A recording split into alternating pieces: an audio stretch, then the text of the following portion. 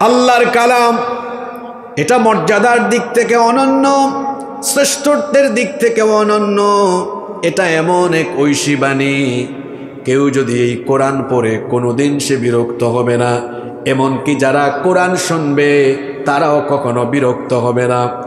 দেখবেন যারা গান শুনতে অভ্যস্ত, একটা গান রিলিজ হওয়ার পরে কয়েকদিন তারা যদি এই গান শোনে, তারপরে বলে কি গান, কয়দিন আর শুনবো, এটা চেঞ্জ করো, শুনতে আর ভালো লাগে না। একটা কবিতা এটা যদি সে বারবার শোনে, কিংবা একটা বই যদি কেউ বারবার পড়ে, আর তার মজা লাগে না। কিন্তু বলেন আপনারা অ্যাডাল্ট হওয়ার পর থেকে মসজিদে যান, যাওয়ার পরে সব সময় আপনারা একটা সূরা নিয়মিত শোনেন, হুজুর ওই সূরা দিয়ে প্রতিদিনই নামাজ আরম্ভ করেন। সূরাটার নাম হলো সূরাতুল ফাতিহা। এই যে আপনার জন্মের পরে অ্যাডাল্ট হওয়ার পর থেকে নিয়ে এখন পর্যন্ত বছরের পর বছর চলে যাচ্ছে, যুগের পর যুগ চলে যাচ্ছে, সব সময় নামাজে গিয়ে একটা সূরা শোনেন। কোনোদিন কি ঈশ্বরদী এলাকায় কেউ বিরক্ত হয়ে গিয়ে কমিটির কাছে বা মসজিদে মানুষের সামনে অভিযোগ করে বলেছে নাকি যে হুজুর কি এক সূরা পারে নাকি? সব দিন দেখি, প্রতিদিন দেখি এক সূরা দিয়ে নামাজ আরম্ভ করে কত আর শুনবো, শুনতে শুনতে ভালো লাগে না, হুজুর আপনি অন্য সূরা দিয়ে নামাজ আরম্ভ করেন। বলেন তো বিরক্ত হয়ে আজ পর্যন্ত পৃথিবীতে এমন কথা কেউ বলেছে নাকি? কিয়ামত পর্যন্ত বলার কোনো সম্ভাবনা বা সুযোগ আছে নাকি? বরং একই সূরা যখন আমরা ভিন্ন ভিন্ন আলেমের ভয়েসে শুনি, ভিন্ন রকম স্বাদ পাই, ভিন্ন রকম মজা পাই। কারণ আল্লাহর এমনও কিছু বান্দা আছেন, এরা যখন তাদের সুললিত কণ্ঠ দিয়ে কোরআন পড়েন, মনে হয় সুরের দরিয়ায় তখন মানুষেরা দোল খায়। যখন আপনি হারামাইন শরীফাইনে যাবেন, ও আল্লাহ, এখানে হাজার হাজার মানুষ আছেন যারা তোমার ঘরে এখনো যেতে পারেন নাই। যারা যেতে পারেন নাই, তুমি দয়া করে তোমার এই বান্দা বান্দিদেরকে তোমার ঘরের মেহমান বানিয়ে দিও, বলেন আমিন। যারা গিয়ে এসেছেন আল্লাহ তাদেরকে বারবার আপনি ডেকে নিয়েন, বলেন আমিন। ওখানে নামাজে দাঁড়ালে দেখবেন, আমাকে আল্লাহ বহুবার নিয়েছেন নিজের চোখে, এটা বারবার দেখার আমার সুযোগ হয়েছে। আল্লাহর কালামের মজাটা কেমন দেখেন। ওখানে তো লক্ষ লক্ষ মানুষ নামাজে দাঁড়ায়, বিশেষ করে রমজানুল মুবারকের মাসে 30 লক্ষ 35 লক্ষ পর্যন্ত মানুষ হয়ে যায়। এত বড় জামাত, এত বিশাল মানুষ নামাজে দাঁড়ায়। ওখানে যদি 30 লক্ষ মুসল্লি থাকে, তো সর্বোচ্চ কয়েক হাজার মানুষ কোরআনের অর্থ বুঝে, কিন্তু লক্ষ লক্ষ মানুষ কোরআনের অর্থ বুঝে না। কিন্তু আশ্চর্য কথা, কোরআনের অর্থ না বুঝলেও ওখানে এত সুন্দর তিলাওয়াত হয়। আহারে, কাবা শরীফের ইমামরা এত সুললিত কণ্ঠে কোরআন পড়েন, তারা যখন কোরআন তেলাওয়াত করেন, শুনলে মনে হয় যেন এখনই আসমান থেকে কোরআন নাজিল হচ্ছে। আল্লাহু আকবার। অর্থ না বুঝেও মানুষ যখন পেছন থেকে আল্লাহর কালামের তেলাওয়াত শুনে কলিজাটা ঠান্ডা হয়ে যায়। অর্থ বুঝে না, তাও দেখা যায় বাচ্চা শিশুর মতো কাঁদতে থাকে, কাঁদতে থাকে, কাঁদতে থাকে। একবার কিছু মুসল্লিকে আমি বললাম, ভাই আপনারা কি আলেম নাকি? বলল না। আমি বললাম, তো আলেম না হয়ে কোরআনের অর্থ কি বুঝেন নাকি? কয় না, জানি না। বললাম, যদি অর্থ নাই বা জানেন, কিছুক্ষণ আগে যখন নামাজে তেলাওয়াত হলো, আপনারা আমার পাশে দাঁড়িয়েছেন, কান্নার আওয়াজ শুনলাম, আপনারা কি কান্না করলেন নাকি? কয় হ্যাঁ। বললাম, অর্থ না বুঝে আপনি কান্না করলেন কেন? আমাকে উত্তর দিল, হুজুর অর্থ বুঝা লাগে না। যখন এত সুন্দর করে কোরআন পড়ল, সুরের দরিয়া এমনভাবে নিয়ে গেল, দুনিয়া ভুলে গিয়েছি, মনে হয়েছে কলিজা ঠান্ডা হয়ে গিয়েছে, আর আবেগের বশবর্তী হয়ে অঝোর ধারায় চক্ষু থেকে তখন পানি ঝরেছে। এটা হচ্ছে আল্লাহর কালামের আকর্ষণ, এটা হলো কোরআনে কারিমের আকর্ষণ। এজন্যই কোরআন অন্যান্য দুনিয়ার সকল অন্যান্য কিতাব এবং বই পুস্তক থেকে আলাদা। এটা পড়লে বা শুনলে কেউ কোনোদিন বিরক্ত হয় না। এটা শুনলেও ভালো লাগে, বলতেও ভালো লাগে। এজন্য যখন মন খারাপ হবে, মা বোনেরাও মহিলা প্যান্ডেল থেকে শোনেন, যখনই অশান্তিতে থাকবেন, পেরেশানিতে থাকবেন, চিন্তায় পড়ে যাবেন, দুশ্চিন্তাগ্রস্ত হবেন, সঙ্গে সঙ্গে আল্লাহর কালাম নিয়ে তেলাওয়াতে বসে যাবেন। কারণ কোরআন তেলাওয়াত করলে মনের মধ্যে সাকিনা, যিনি প্রশান্তি যিনি নাজিল করে দেন, জুড়ে বলেন তিনি কে? আল্লাহর কালামের ভেতরে মজা আছে, আল্লাহর কালামের ভেতরে প্রশান্তি আছে, আল্লাহর কালামের ভেতরে অন্যরকম একটা ভালো লাগার অনুভূতি আছে। এজন্য মন খারাপ হলে, দুশ্চিন্তাগ্রস্ত হয়ে গেলে বেশি বেশি কোরআন পড়বেন। পারবেন তো ইনশাআল্লাহ? আল্লাহ সবাইকে তৌফিক দেন। আপনাদের কষ্ট হচ্ছে নাকি? নাম্বার 3, কোরআনুল কারীমের 3 নম্বর অনন্য বৈশিষ্ট্য হচ্ছে the number of the people who have memorized the holy book Quran is countless. পৃথিবীর একমাত্র কিতাব হলো কোরআন, যার মুখস্থকারীর সংখ্যা দুনিয়াতে সবচাইতে বেশি। কয়েকজন ঠিক ঠিক বলে, আপনি ঠিক বললেও ঠিক, আপনি ঠিক না বললেও কোরআনের কথা ঠিক। কোন জায়গায় ঠিক বলা লাগে আর কোন জায়গায় সুবহানাল্লাহ বলা লাগে এটাও জানে না। আল্লাহর কালামের যত মুখস্থকারী আছে, বলেন তো পৃথিবীতে অন্য কোনো কালাম, অন্য কোনো কিতাবের এত হাফেজ আছে? এই যে আজকে আপনাদের মাহফিলে কয়জন ছেলেকে পাগড়ি দিলাম? এখন বলেন তো দেখি, আপনারা এই ইউনিয়নের নাম কি? দাসুরিয়া ইউনিয়নে আপনারা কি তাওরাতের 6 জন হাফেজ পাবেন নাকি? মহিলারা রাগ করবে যে পুরুষ হয়ে মহিলার মতো আওয়াজ দেয়। বলেন তো দেখি, এই দাসুরিয়া ইউনিয়নে তাওরাতের 6 জন কেন, 1 জন হাফেজ আছে নাকি? জাবুর, ইনজিল, বাইবেলের old testament, new testament, Gita, ভেদ, রামায়ণ, জিন্দাভেস্তা সহ অন্যান্য কোনো ধর্মীয় গ্রন্থের কোনো হাফেজ কি এই ইউনিয়নে আছে নাকি? আপনার ইউনিয়ন বাদ দেন, আপনার বিভাগ, এই রাজশাহী বিভাগে আপনি বলেন তো দেখি অন্যান্য কিতাবের কয়জন হাফেজি বা পাবেন? কিন্তু কোরআনের হাফেজ এত বেশি আছে, ইউনিয়নে যাওয়া লাগবে না, দেখবেন গ্রামে গ্রামে কোরআনের হাফেজ আছে না নাই? গোটা পৃথিবীতে হিসাব করলে দেখবেন লক্ষ লক্ষ কোটি কোটি কোরআনের হাফেজ আছে। পৃথিবীতে অন্য কোনো কিতাবের এত হাফেজ নাই, যত বেশি হাফেজ আছে কোরআনে কারীমের। আর এই কোরআনকে সিনার ভেতরে ধারণ করে, এটাকে স্মৃতিপটে ধারণ করে মুখস্থ রাখার জন্য এই কোরআনকে সহজ করে যিনি নাজিল করেছেন, গলার আওয়াজ বড় করে বলেন তিনি কে? এজন্য রব্বুল আলামিন কোরআনুল কারীমের 54 নম্বর সূরা সূরাতুল কমারের 12 নম্বর আয়াতের মধ্যে বললেন, ওয়ালাকাদ ইয়াসসারনাল কুরআনা লিযিকরি ফাহাল মিন মুদ্দাকির। আর অবশ্যই তোমাদের পড়ার জন্য, বোঝার জন্য, মুখস্থ করার জন্য এই কোরআনকে সহজ করে যিনি নাজিল করেছেন তিনি কে? অনেকে মনে করে যে মাদ্রাসার ছাত্ররা সবচেয়ে দুর্বল, এদের খুব একটা মেধা নাই। আচ্ছা আপনারা বলেন তো, আপনাদের এই দাসুরিয়া, এই ঈশ্বরদী এলাকাকে আমি খুব ভালো চিনি, কারণ এখানে আমি প্রতি বছরই নিয়মিত আসি।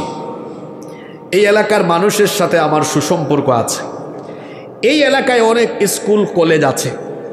বলেন তো, যে কোনো কলেজের ছাত্রকে ডেকে এনে আপনি জিজ্ঞেস করেন যে তোমার তো একাডেমিক অনেকগুলো সাবজেক্ট আছে, তুমি কি তোমার একাডেমিক সাবজেক্টের যে কোনো একটা সাবজেক্টের আগাগুড়া একদম প্রথম পাতা থেকে শেষ পাতা পর্যন্ত মুখস্থ শোনাতে পারবে? আপনাদের কি মনে হয়? একটু জোরে বলেন। ওদের অবস্থা তো আমরা জানি, ওরা পরীক্ষার আগে সাজেশন খুঁজে, স্যারকে বলে স্যার একটা এক্সাম আউটলাইন বা গাইডলাইন দেন যাতে কম পড়ে কাম সারাই দিতে পারি। কোনো কলেজ ইউনিভার্সিটিতে আপনি এমন পাবেন না তার সবগুলো বই বাদ দেন, একটা বইয়ের আগাগুড়া বলতে পারবেন। আর এখন তো কলেজ বিশ্ববিদ্যালয়ের অবস্থা খারাপ। এখন বেশিরভাগ প্রতিষ্ঠানে পড়ালেখা রেখে অতি রাজনীতিবিদ হতে যে আমার দেশের কলেজ বিশ্ববিদ্যালয়গুলোর অবস্থা এখন 12টা বেজেছে।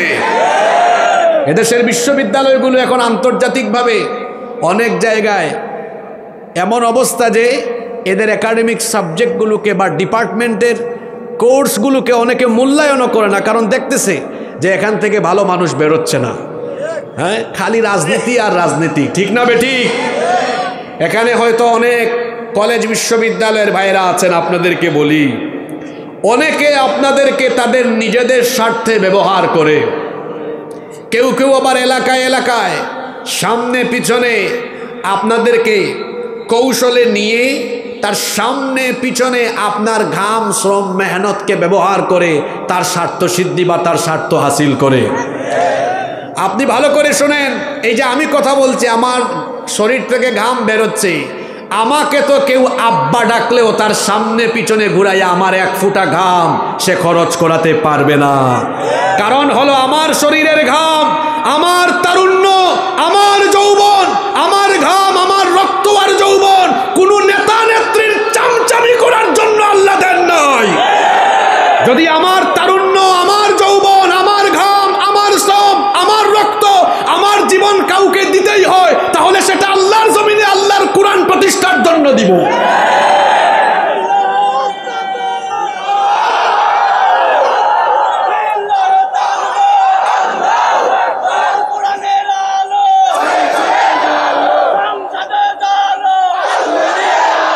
এজন্য বসেন, এজন্য যুবক ভাইদেরকে বলবো, বি এ প্রেস্টিজিয়াস পারসন, ব্যক্তিত্ববান হন।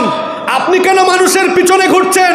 যারা কলেজে বিশ্ববিদ্যালয়ে পড়ো তোমাদেরকে বলছি, ফ্যাকাল্টি ফার্স্ট হও, তোমার ডিপার্টমেন্টে ফার্স্ট হও, তুমি গোল্ড মেডেলিস্ট হও, তুমি পড়াশোনা শেষ করে অক্সফোর্ডে যাও, ক্যামব্রিজে যাও, টেক্সাসে যাও, হার্ভার্ডে যাও, স্বপ্নকে বড় করো।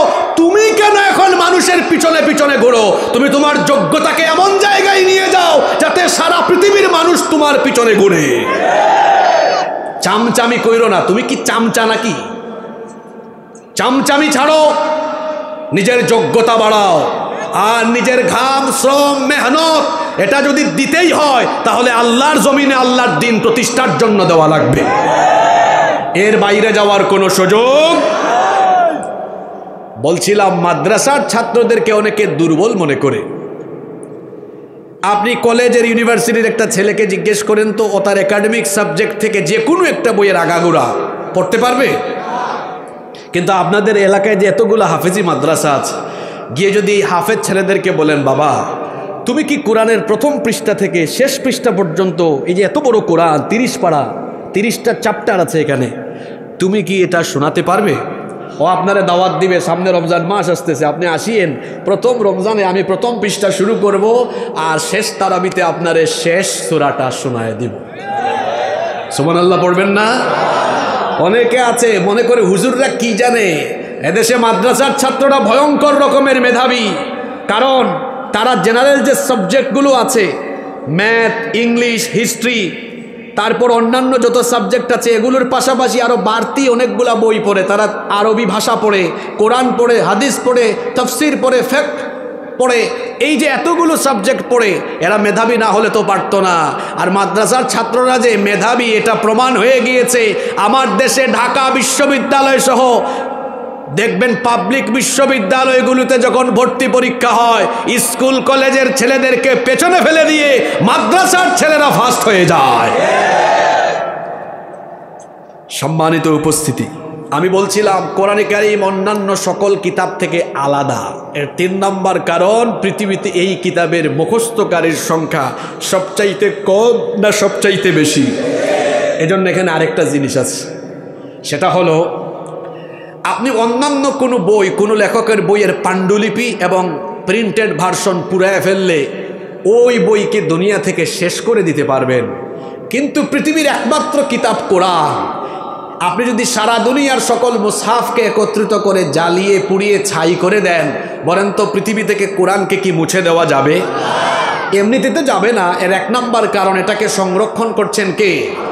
আরেকটা কারণ আছে, আল্লাহ এক অনন্য পদ্ধতিতে কোরআনে কারীমকে সংরক্ষণ করছেন। সেটা হলো প্রিন্টেড ভার্সন বা লিখন পদ্ধতির পাশাপাশি আল্লাহ তাআলা লক্ষ লক্ষ কোটি কোটি হাফেজদের স্মৃতিপটে এবং সিনায় আল্লাহ তার কালামকে সংরক্ষণ করে রাখার ব্যবস্থা করেছেন। সুবহানাল্লাহ। এজন্য ওই যে একটা লোক আছে হিন্দু, নকুল কুমার বিশ্বাস, কিন্তু লিখেছে বড় সুন্দর, যদি আগুন লেগে ধ্বংস হয়ে যায়, যদি আগুন লেগে যায় পুড়ে যায় পৃথিবীর সব বইয়ের দোকান, বিশ্ব থেকে হারাবে না, বিশ্ব থেকে হারাবে না পবিত্র কোরআন। করবে কেমন করে কোরআন ধ্বংস আগুনের তেজ, করবে কেমন করে কোরআন ধ্বংস আগুনের তেজ। আছে বিশ্ব ভরা অগণিত কোরআনে হাফেজ, তারা ছাপায় আসমানি গ্রন্থ, তারা ছাপায় আসমানি গ্রন্থ, বাঁচাবে কোরআনের মান। বিশ্ব থেকে হারাবে না, বিশ্ব থেকে হারাবে না পবিত্র কোরআন।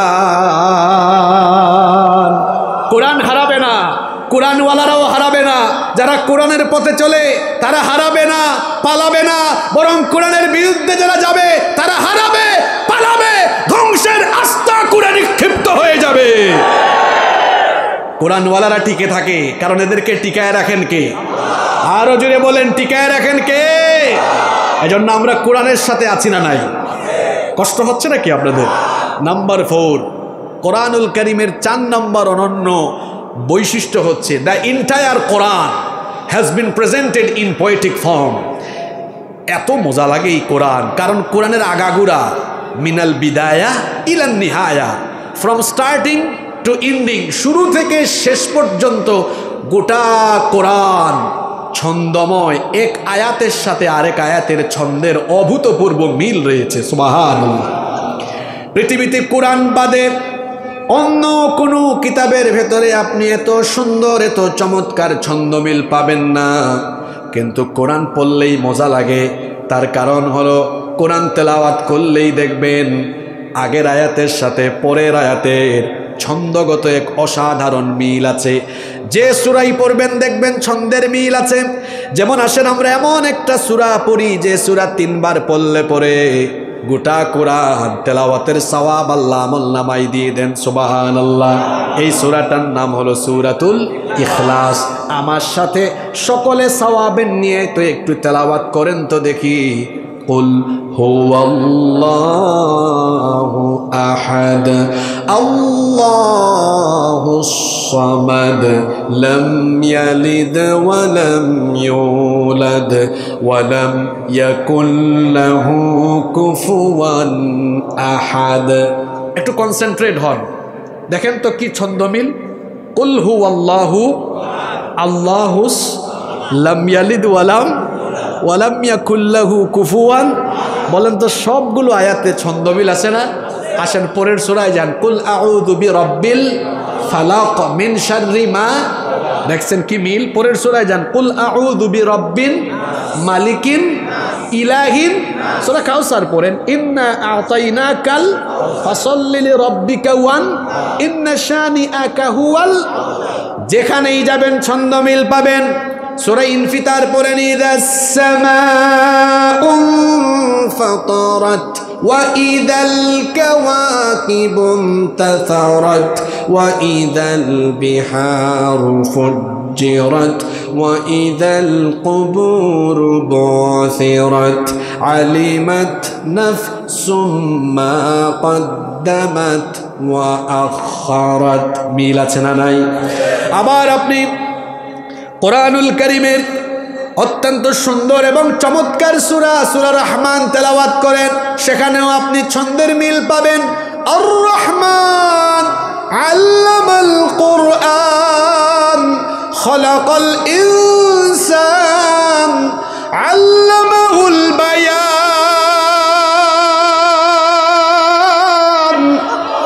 এক আয়াতের সাথে পরের আয়াতের ছন্দের মিল। যেখানেই আপনি যাবেন এমন অসাধারণ অভূতপূর্ব মিল খুঁজে পাবেন, কারণ কোরআনের শুরু থেকে শেষ পর্যন্ত গোটা কিতাবকে ছন্দের অসাধারণ মিল দিয়ে যিনি নাজিল করেছেন তিনি কে? নাম্বার 5, কোরআনে কারীমের 5 নম্বর অনন্য বৈশিষ্ট্য হলো there is no contradiction between the holy book Quran and science.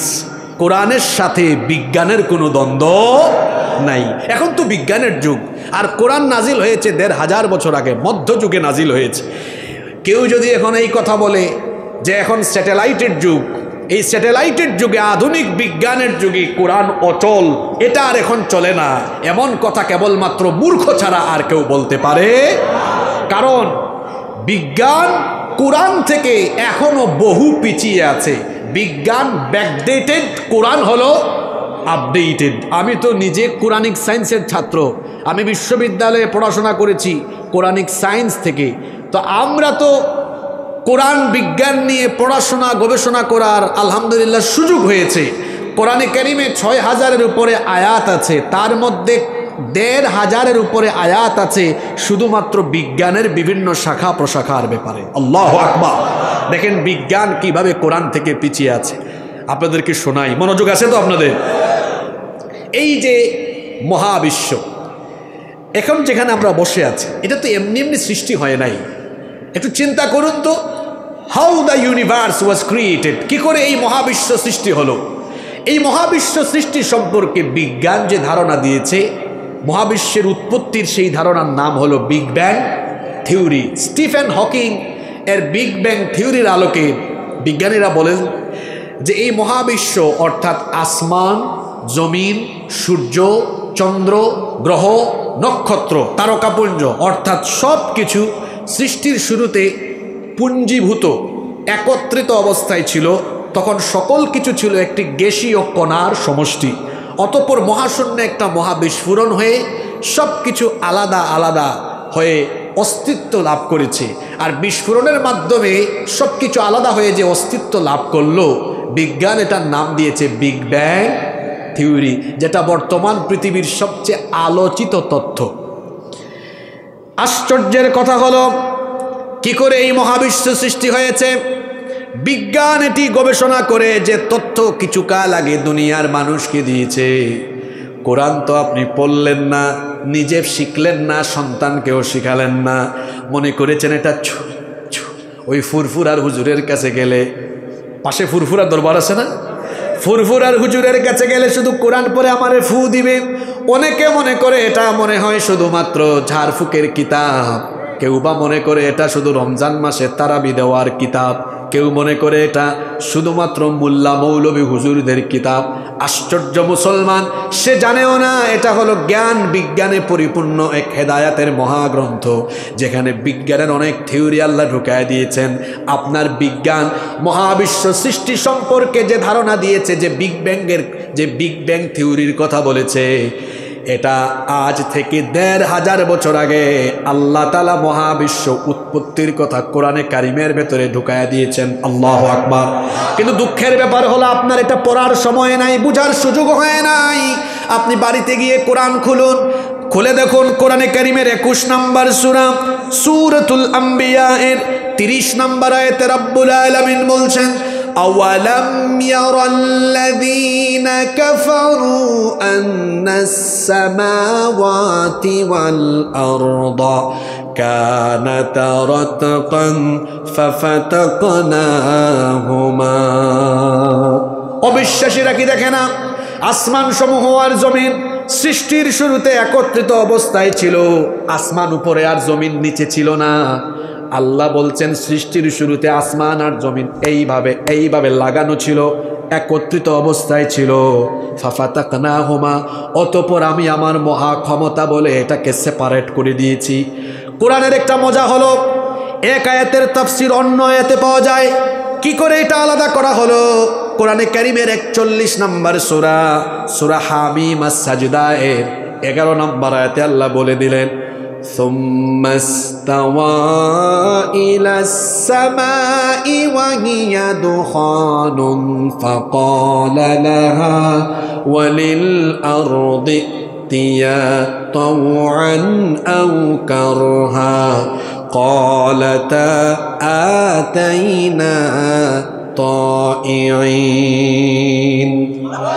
আল্লাহ তাআলা বলছেন, অতঃপর আমি যখন ধোঁয়াচ্ছন্ন আকাশের দিকে মনোনিবেশ করলাম, যখন আসমান জমিন সব কিছু লাগানো ছিল, একসাথে ছিল, আল্লাহ একটা বিস্ফোরণ ঘটালেন।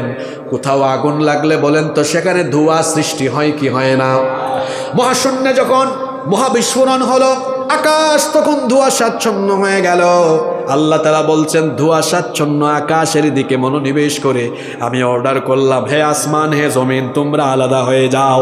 আসমান জমিন তখন বলল, ক্বালাতা আতাইনা তাইঈন, আমরা আমাদের রবের হুকুম মেনে অনুগতদের মতো অস্তিত্বমান হয়ে আমরা ফিরে গেলাম। 1979 সালে সৌদি আরবের রাজধানী রিয়াদে একটি কনফারেন্স হয়েছিল। সেই কনফারেন্সের নাম ছিল মুক্তামার আশ-শাবাব, ইউথ কনফারেন্স। সেই কনফারেন্সে উপস্থিত ছিলেন ইউনাইটেড স্টেট অফ আমেরিকার বিখ্যাত সায়েন্টিস্ট বালমার। ওই কনফারেন্স হলে এই দুইটা আয়াত তেলাওয়াত হয়েছিল। উনি সাথে সাথে দাঁড়িয়ে বললেন, থামো, এটা কোন বই, এই বইয়ের লেখককে, এটা কোন বই, কত সালে প্রকাশিত হয়েছে বলো। কারণ আমরা তো কিছুকাল আগে মহাবিশ্ব উৎপত্তির ধারণা দিয়েছি দুনিয়ার মানুষকে, কিন্তু এটা আবার কোন বই, এই বইয়ের ভিতরে এই থিওরি ঢুকলো কেমনে। তাকে বলা হলো, এই বই দুনিয়ার কোনো মানুষের লেখা বই নয়, আর এটা এই যুগেও প্রকাশ হয় নাই, বরং এটা আজ থেকে ১৫০০ বছর আগে নাজিল হওয়া আল্লাহ তাআলার তরফ থেকে আসা আল্লাহর কিতাব। সে তখন বলল, আশ্চর্য কথা, ১৫০০ বছর আগে তো পৃথিবীতে বিজ্ঞানের জন্মই হয়নি, সুতরাং বিজ্ঞান আর বিজ্ঞানীদের জন্মের আগেও মহাবিশ্ব সৃষ্টির এই চমৎকার তথ্য যে কিতাবে এসেছে, নিঃসন্দেহে এটা মহাবিশ্বের স্রষ্টা থেকে আসা কিতাবই হবে, এতে আমার সন্দেহ নাই। এজন্য আমিও আর গুমরাহিতে পড়ে থেকে নিজেকে গুমরাহির পথে পরিচালিত করতে চাই না। সবাইকে সাক্ষী রেখে ওই কনফারেন্স হলেই সে কালেমা পড়ে মুসলমান হয়েছে। বিজ্ঞান যত উন্নত হচ্ছে, পৃথিবীর বিজ্ঞানীরা সারেন্ডার করে কোরআনের সামনে মাথা নত করে দিতে বাধ্য হচ্ছে। কিন্তু আমার দুঃখ হয়, বিজ্ঞানীরা কোরআনের সামনে মাথা নত করলেও মুসলমানরা আবুল কালাম আব্দুস সাত্তার নাম নিয়ে কোরআনের কাছে না এসে শয়তানের তৈরি করা মতবাদের কাছে গিয়ে মাথা নত করে দিয়েছে। দুঃখ লাগে মুসলমান, এরা কোরআন চিনে, আপনি এখনো কোরআন চিনেন নাই। আপনি এটা ঝাড়ফুকের কিতাব বানাইছেন আপনি। এটা জ্ঞান বিজ্ঞানের কিতাব, এখানে বিজ্ঞান দিয়ে পরিপূর্ণ। কয়টা বলতাম আপনাকে, এই যে আপনারা এখানে আজকে শামিয়ানা দিয়েছেন, কেন দিয়েছেন? শীতকাল আসতেছে, মানুষের কষ্ট হবে, কুয়াশা পড়তে পারে। আপনাদের বাসা বাড়িতে, আপনাদের বাড়িতে টিনের চাল কিংবা পাকা ছাদ আছে না? কথা বলেন না কেন, আছে না? কেন এটা দিয়েছেন? একটু সংক্ষেপেই বলে ফেলেন যে প্রোটেকশন এবং সিকিউরিটির জন্য, বাসা বাড়ির নিরাপত্তার জন্য। নইলে শীতকালে কুয়াশা পড়বে, গরমকালে রোদের তাপ লাগবে, আবার বর্ষাকালে বৃষ্টি পড়বে। অর্থাৎ আমরা আমাদের বাসা বাড়িতে ছাদ দিয়েছি আমাদের সিকিউরিটি, আমাদের প্রোটেকশনের জন্য। মুসলমানেরা, মাথার উপরে যে আল্লাহ তাআলা আসমান বানিয়েছেন, আপনাদের কি মনে হয় ওইটা কি আল্লাহ তাআলা এমনি এমনি বানিয়েছেন নাকি? জোরে বলেন, এমনি এমনি বানিয়েছেন? কেন আল্লাহ বানিয়েছেন? শুনেন তাহলে কেন আল্লাহ বানিয়েছেন। রব্বুল আলামিন এটা কোরআনে কারিমে এভাবে বলছেন, ওয়াজআলনাস সামাআ সাকফাম মাহফুযা ওয়া হুম আন আয়াতিহা মুআরিদুন। আর এভাবে করে আমি আসমানকে তোমাদের মাথার উপরে, এটাকে তোমাদের জন্য সুরক্ষিত ছাদ বানিয়েছি। সাকফান মাহফুযা মানে হলো সুরক্ষিত ছাদ। কথা বুঝে থাকলে বলেন তো, আসমানকে কি বানানো হয়েছে? না, শুধু ছাদ না, আমি কিন্তু আরেকটা শব্দ বলেছি এখানে, সুরক্ষিত। সুরক্ষিত ছাদ। The sky has been build as a roof for the protection of the earth. এই আসমানকে আল্লাহ পৃথিবীর সুরক্ষার জন্য সুরক্ষিত ছাদ বানিয়েছেন। এটা কোরআনের কথা। আজকের বিজ্ঞান কি বলেছে? বিজ্ঞানীরা গবেষণা করে দেখেছে যে এই আকাশের উপরে মহাশূন্যে বায়ুমণ্ডলীয় 7টা স্তর আছে। এটা তো এখন তারা বলছে, কোরআনে তো আল্লাহ বলেই দিয়েছেন সাবা তরায়েক, আল্লাহ বলেছেন 7 স্তর বিশিষ্ট আকাশ। সুবহানাল্লাহ পড়বেন না? আর বিজ্ঞান তো কিছুকাল আগে বলেছে। এখানে সায়েন্সের ছাত্ররা আছে, তারা তো জানে বায়ুমণ্ডলীয় স্তর আছে না, stratosphere, troposphere, ionosphere, magnetosphere, ozone layer, exosphere, এগুলো আছে না? আছে। এখন সাধারণ মানুষকে এটা কী করে বোঝায়? আসেন সহজ করে বুঝাই। এটা হলো ফিল্টারের মতো, পানির ফিল্টার দেখছেন না, যে আপনার দূষিত পানি বা যে পানি বিশুদ্ধ না কিন্তু ফিল্টার ফিল্টারিং করেন, দেখবেন 6-7 স্টেপে এটা কি হয়ে যায়, বিশুদ্ধ হয়ে যায়, পিউরিফাই হয়ে যায়। আল্লাহ বলছেন আমি আকাশের উপরে বায়ুমণ্ডলীয় স্তর সৃষ্টি করেছি কাদের সুরক্ষার জন্য? পৃথিবীর সুরক্ষার জন্য। কাদের জন্য? মানে পৃথিবীতে যারা আছে, মানুষ, জিন, পশু পাখি, উদ্ভিদ, সবার সুরক্ষার জন্য এটাকে আল্লাহ সুরক্ষিত কি বানিয়েছেন? আসেন, সুরক্ষিত ছাদ কেন? মনোযোগ আছে নাকি আপনাদের? আচ্ছা, আমি আজকে আপনাদের স্টেজে আসার আগে দেখেছি আজকের টেম্পারেচার এখন 20 ডিগ্রি, হয়তো এখন আর একটু কমছে, 20 ডিগ্রি। এখন দিনের বেলা ছিল সেটা কত? আজকে দেখেছি 26 ডিগ্রি। সূর্য হলো পৃথিবী থেকে 15 কোটি কিলোমিটার দূরে। 15 কোটি কিলোমিটার দূর থেকে সূর্য আমাদেরকে হিট করে, আর সূর্যের আলো পৃথিবীতে আসতে সময় লাগে 8 মিনিট 10 সেকেন্ড। সূর্যের আলো এটা কত বেশি, এর টেম্পারেচার কেমন? আমার সামনে অনেকগুলো লাইট আছে, এখানেও আছে, এটা অপারেটর বলতে পারবে। হয়তো এগুলা 50 ইউনিট বা 100 ইউনিট, এগুলার পাওয়ার একটু বেশি। আপনারা বলেন তো, গোটা পৃথিবীকে আলোকিত করে কয়টা লাইট? জোরে বলেন, কয়টা লাইট? ওইটার পাওয়ার কত আপনি জানেন? একটু গুগল শরীফে সার্চ করে দেখিয়েন। বিজ্ঞানীরা বলেছেন যে সূর্যকে যে টেম্পারেচার দেওয়া হয়েছে তার পরিমাণ হলো 1,40,00,000 সেন্টিগ্রেড তাপমাত্রা। আল্লাহু আকবার বলবেন না? আচ্ছা, সূর্যের কাছে আছে কত? 1,40,00,000 সেন্টিগ্রেড। আপনারা আজকে দিনের বেলা পাইছেন কত? 26 ডিগ্রি। এখন মাথায় একটু চিন্তা আসে না যে বাকিটা কই গেল? পুরাটা আসলো না কেন? পুরাটা আসে নাই কেন? এবার শোনেন, পুরাটা আসলে মাথার চান্দি ফেটে যাবে, গাছপালা জ্বলে যাবে, পশু পাখি মরে যাবে, মানুষ মরে যাবে। যেন সবাই বেঁচে থাকে, পৃথিবী যেন স্থিতিশীল থাকে, আল্লাহ ওই আকাশের উপরে বায়ুমণ্ডলীয় 7টা স্তর সৃষ্টি করেছেন। সূর্যের আলো যখন আসে, এসে প্রথমেই তার প্রথম স্টেজে বাধা, ফিল্টারিং হয়ে নেক্সট স্টেজ, ফিল্টারিং হয়ে নেক্সট স্টেজ, ফিল্টারিং হয়ে নেক্সট স্টেজ, এরকম সকল স্টেজ বা ধাপ অতিক্রম করার পরে সূর্যের আলোটাকে ছেকে ছেকে ছেকে ছেকে পিউরিফাইং করে করে যতটুকু আলো হলে সবাই শান্তিতে থাকবে, ততটুকু আলো আল্লাহ আমাদেরকে দান করে। আবার আপনারা যারা বিমানে চলাফেরা করেন মাঝে মাঝে, আপনারা জানেন মহাশূন্যে আপনি যখন বিমানে উপরে উঠবেন 35,000 ফিট উপরে, যত উপরের দিকে যাবেন তাপমাত্রা তত কি হয়? কমতে থাকে, তাই না ভাই? আমরা যখন দেশের বাইরে যাই, 35,000 ফিট উপর থেকে বিমান যখন ল্যান্ডিংয়ের জন্য প্রস্তুতি নেয়, দেখবেন 2 কান বন্ধ হয়ে যায়, তখন এত ঠান্ডা। বিজ্ঞানীরা বলেছেন মহাশূন্যের খালি স্থানের তাপমাত্রা হলো -270। মাইনাস, আমাদের দেশের মানুষ তো মাইনাস বুঝেও না, কারণ পায় না তারা। সর্বোচ্চ শীত এই পঞ্চগড়, ঠাকুরগাঁও, দিনাজপুরে এই অঞ্চলের দিকে পড়ে, কিন্তু মাইনাস বাংলাদেশে কোনোদিনও হয় না। আমি 2017 সালে একবার ভারতের হিমাচল প্রদেশের সিমলা, মানালি এই অঞ্চলগুলো ভিজিট করেছিলাম। তো ওখানে খুব ঠান্ডা থাকে। আমি 3 দিন ওখানে ছিলাম, তাপমাত্রা ছিল -4। এটা ছিল আমার জীবনের প্রথম মাইনাস তাপমাত্রা দেখা। আমার প্রায় 1 সপ্তাহ জ্বর ছিল, এত ঠান্ডা, 3-4টা কাপড় পরার পরেও কি লাগে? শীত লাগে। ওটা -4। আর বিজ্ঞানীরা বলছেন মহাশূন্যের খালি স্থানের তাপমাত্রা হলো -270। এটা যদি পৃথিবীতে আসে, পৃথিবীর সব কিছু হিমবা হয়, একদম বরফে শীতল হয়ে যাবে, ওইটাও আসতে পারে না। ওই যে পিউরিফাইং হয়ে যায়, বায়ুমণ্ডলীয় স্তর থাকার কারণে এটা আসতে পারে না। যতটুকু থাকলে আমরা বাঁচবো, আল্লাহ অতটুকুই দেন। সুবহানাল্লাহ। বিজ্ঞান আজকে এটা বলছে যে আকাশ সুরক্ষিত ছাদ, আর আল্লাহ 1500 বছর আগে কোরআনে বলেছেন আসমানকে তোমাদের জন্য সুরক্ষিত ছাদ বানিয়েছি। চিৎকার করে বলেন, কোরআন আগে না বিজ্ঞান আগে? জোরে বলতে হবে, কোরআন আগে না বিজ্ঞান আগে? আপনাদেরকে আরেকটা জিনিসের সাথে পরিচয় করায় দিই, ফিঙ্গারপ্রিন্ট। আঙ্গুলের ছাপ দেন না আপনারা টিপসই? আচ্ছা বলেন তো, কারো ফিঙ্গারপ্রিন্টের সাথে কি অন্য কারো ফিঙ্গারপ্রিন্টের কোনো মিল আছে? পৃথিবীতে 1800 সালের আগে এটা কেউ জানতো না যে ফিঙ্গারপ্রিন্ট ভিন্ন ভিন্ন। এটা সর্বপ্রথম আবিষ্কার হয়েছে ইংল্যান্ডে। ব্রিটিশ বিজ্ঞানী উইলিয়াম হার্সাল মানবদেহের উপরে গবেষণা চালিয়ে সর্বপ্রথম এই তত্ত্ব আবিষ্কার করেন। ইংল্যান্ডে এটার প্রচলন শুরু হয়, তারপরে গোটা দুনিয়া এটা ছড়িয়ে যায়।